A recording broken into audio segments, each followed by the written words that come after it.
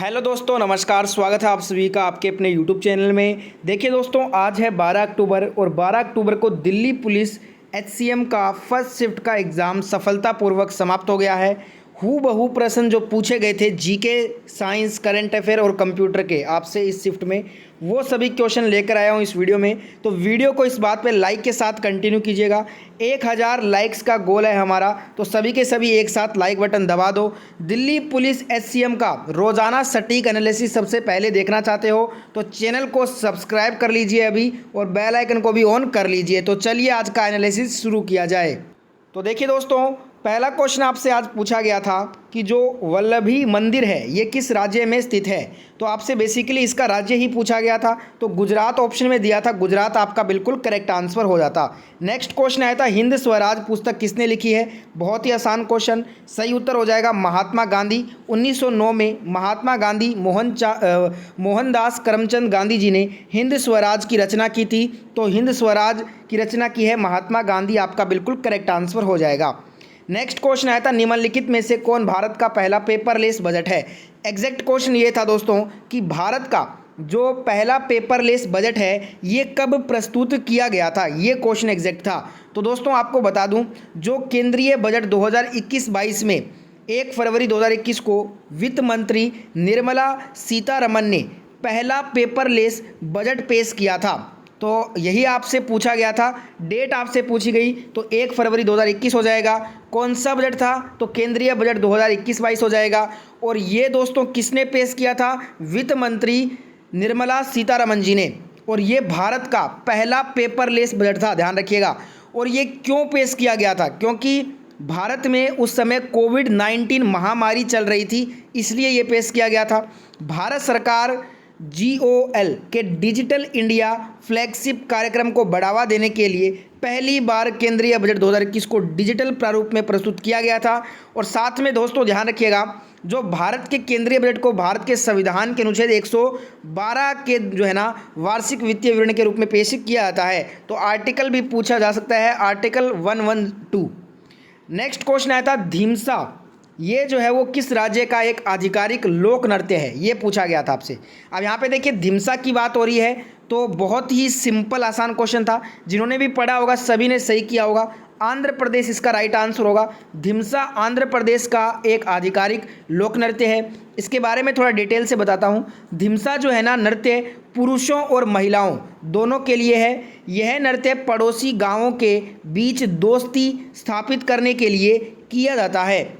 जनजातियां इस नृत्य को मार्च और अप्रैल के महीनों के दौरान रखती हैं। नेक्स्ट क्वेश्चन आया था कंप्यूटर का, सफारी जो है ये किस कंपनी का एक वेब ब्राउज़र है। अब यहाँ पे देखिए दोस्तों, जो सफारी है ना ये एप्पल कंपनी का एक वेब ब्राउज़र है।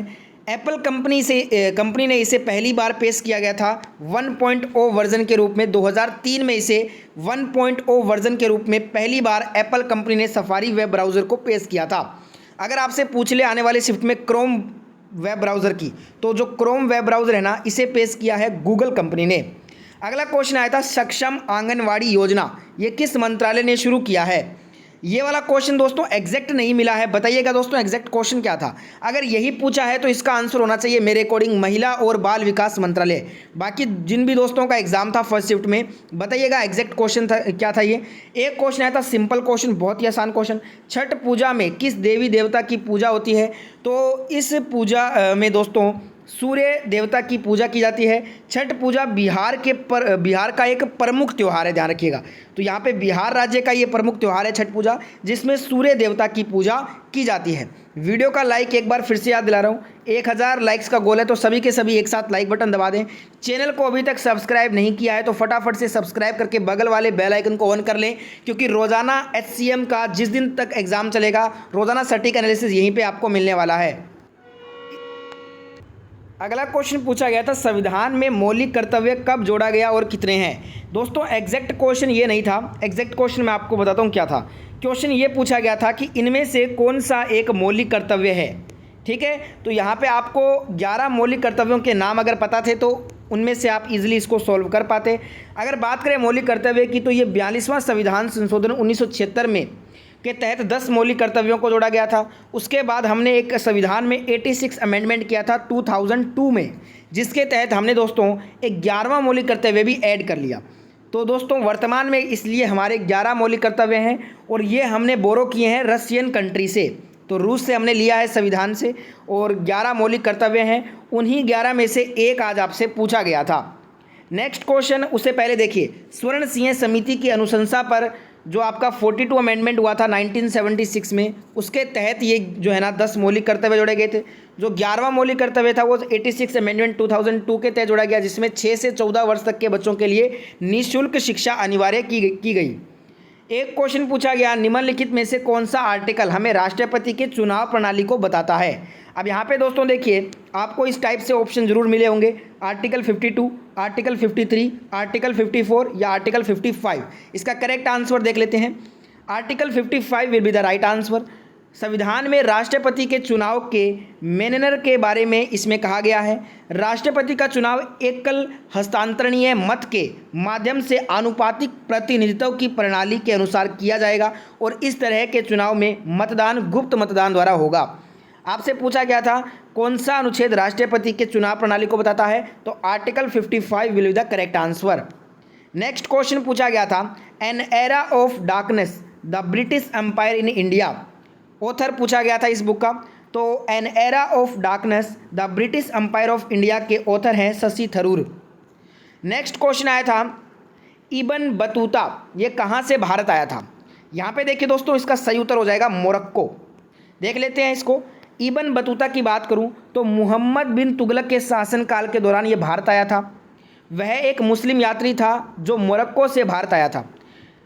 रिलाहे इब्न बतूता का सबसे प्रसिद्ध पुस्तक है। इब्न बतूता ने प्रसिद्ध कुतुब कॉम्प्लेक्स के इतिहास के बारे में लिखा था और क्वाट अल इस्लाम मस्जिद के बारे में भी लिखा था। सभी जो इम्पोर्टेंट फैक्ट है ना इब्न बतूता के बारे में मैंने आपको बता दिए हैं, तो ध्यान रखिएगा। नेक्स्ट क्वेश्चन कंप्यूटर का हमें देखने को मिला, MS एक्सेल में जूम कितना % तक हम कर सकते हैं। MS जो एक्सेल है उसमें हम 400% तक जूम को कर सकते हैं, तो 400% करेक्ट हो जाएगा। नेक्स्ट क्वेश्चन पूछा गया था आपसे दोस्तों कि न्यू स्प्रेड शीट ऐड की शॉर्टकट की आपसे पूछी गई थी। न्यू स्प्रेड जो शीट है उसे ऐड करने की शॉर्टकट की होती है शिफ्ट प्लस F11। बहुत ही आसान क्वेश्चन। नेक्स्ट क्वेश्चन आया था कंप्यूटर का, एक्सेल में सेल को एडिट करने की शॉर्टकट की। एक्सेल में सेल को एडिट करने की शॉर्टकट की होती है F2। अगला क्वेश्चन आया था, MS वर्ड में Ctrl+H शॉर्टकट कुंजी से एक्टिव डैश टैब सहित find and replace dialog box खुलता है। तो देखिए MS वर्ड में Ctrl+H शॉर्टकट की से एक्टिव रिप्लेस टैब सहित find and replace dialog box खुलता है, तो रिप्लेस आपका करेक्ट हो जाएगा।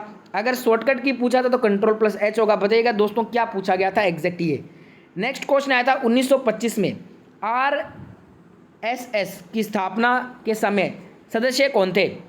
जो राष्ट्रीय स्वयं सेवक समूह है ना, इसकी स्थापना 1925 में हुई थी और उस समय जो सदस्य थे वो थे हेड गेवार, तो हेड गेवार आपका करेक्ट होगा। नेक्स्ट क्वेश्चन आया था 2011 के जनगणना के अनुसार सबसे बड़ा सबसे गरीब राज्य कौन सा है। अब यहाँ पे देखिए ये वाला भी क्वेश्चन एग्जैक्ट जो पूछा गया था वो मिलान करके पूछा गया था, सही सुमेलित करके, जिसमें ऑप्शन में आपको एक दिया गया था बिहार, एक दिया गया था असम, एक दिया गया था गुजरात, ठीक है, एक ऑप्शन क्या था बताइएगा कमेंट करके। अब यहाँ पे अगर ओवरऑल मैं बात करूँ 2011 की जनगणना के अनुसार सबसे गरीब जो राज्य है वो छत्तीसगढ़ है, पर ऑप्शन में छत्तीसगढ़ था ही नहीं, इसलिए हमें जाना है ऑप्शन के अकॉर्डिंग बिहार के साथ, क्योंकि ऑप्शन में स्टूडेंट ने बताया कि बिहार था, असम था, तो उसके अकॉर्डिंग बताइएगा दोस्तों आपने क्या आंसर किया इसमें। एक और क्वेश्चन मेरे को इस स्टूडेंट ने भेजा है, बताइएगा ये क्वेश्चन आया था या नहीं। 2022 T20 एशिया कप किसने जीता। तो ये तो हाल ही की बात है, बताइएगा ये वाला स्टूडेंट ने जो क्वेश्चन ये भेजा है ये पूछा था या फिर नहीं। अगर पूछा था तो श्रीलंका इसका आंसर होगा, किसको हराकर, पाकिस्तान को हरा के। एक क्वेश्चन आया था एक्सेल में न्यू सीट ऐड करने का शॉर्टकट की Shift+F11 हो जाएगा या Alt+Shift+F1 हो जाएगा, दोनों ही सही आंसर है, जो भी ऑप्शन में था वो करेक्ट करना था। एक क्वेश्चन आया था एक्सेल में how to edit in cell shortcut key F2 will be the correct answer. एक पूछा था एक्सेल में न्यू फाइल ओपन करने की शॉर्टकट की क्या होती है, Ctrl+N, बहुत ही आसान क्वेश्चन। तो ये थे आज के सभी question computer, GK, science, current affair के जितने मेरे पास आए थे वो सभी मैंने आपको करवा दिए हैं। अब मैं मिलूंगा आपसे सेकंड शिफ्ट के साथ। तो जिनको भी सेकंड शिफ्ट के क्वेश्चन याद हैं, जिनका एग्जाम था, वो कमेंट कर देना इस वीडियो के डिस्क्रिप्शन में। और साथ में दोस्तों वीडियो को लाइक शेयर सब्सक्राइब जरूर करें रोजाना दिल्ली पुलिस की ऐसी एनालिसिस देखने के लिए। जय हिंद, जय भारत।